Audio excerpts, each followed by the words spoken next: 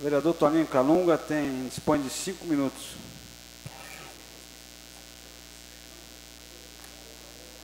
Senhor presidente, senhores vereadores, a base política do governo vai vir aqui para dizer que teve um aumento de 50% no salário dos professores e vai dizer outras coisas aqui que eu acho bastante interessante. Mas como o Givaldo já está me avisando que eu não preciso fazer o discurso da base, então eu vou fazer o discurso da oposição.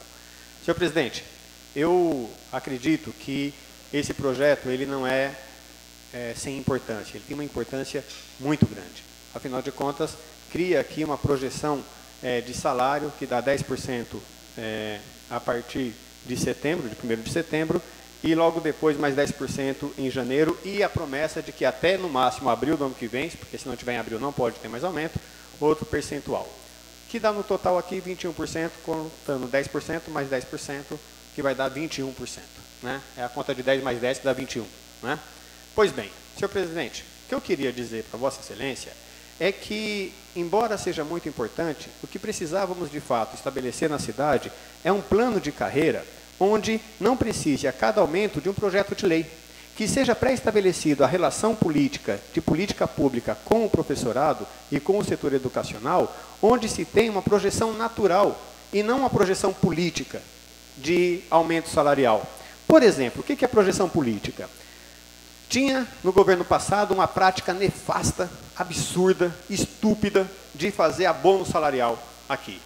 Então, era uma política burra, porque nós tínhamos aqui uma situação incrivelmente desigual para pessoas iguais.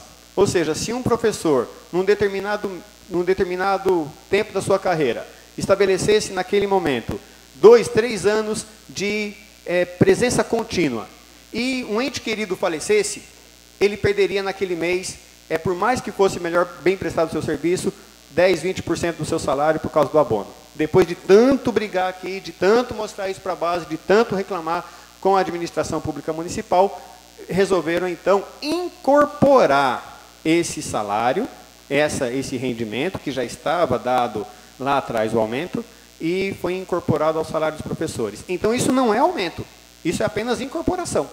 Ele não está estabelecido como processo de aumento de salário, o que a base política do governo insiste em dizer que foi aumento. Não é aumento, é apenas incorporação daquilo que já tinha sido ganho. E está incorporado, então, nesses 50% que daqui a pouco vão dizer que o governo deu. Nesse momento aqui, senhor presidente, o que nós temos aqui, se for contar os últimos 5, 6 ou 8 anos de governo, no limite, se muito der, da reposição. E talvez nem reposição inflacionária chegue a estabelecer com a classe de professores. É por isso, senhor presidente, que nós precisamos de um projeto onde se estabeleça uma ação política educacional que inclua dentro desse processo a questão salarial com a segurança que os professores precisam. E não tratar os professores como se fosse um favor estar dando 10% de aumento.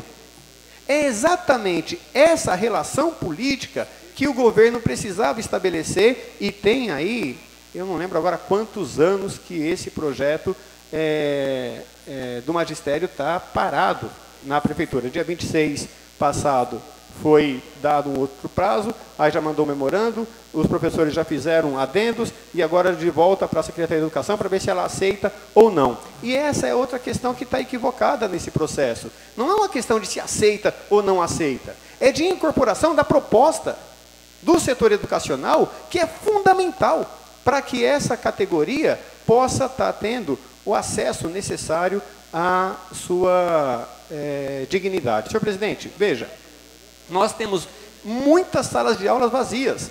Algumas salas de aula estão sendo ocupadas por professores, não são nem substitutos, são, como que é o nome dos professores? Que não é professor? O ajudante de sala. Quantas? Auxiliar de sala. Hoje visitei uma escola em que o coordenador pedagógico da escola, Francisco, aqui embaixo, onde meus irmãos fizeram o pré-primário, está tendo coordenador de sala de aula. Por quê? Porque está faltando professor. E por que está faltando professor? Porque ele passa em concurso público em São Paulo, em Barueri, em outras cidades da região, que o salário está melhor, e ele vai para lá.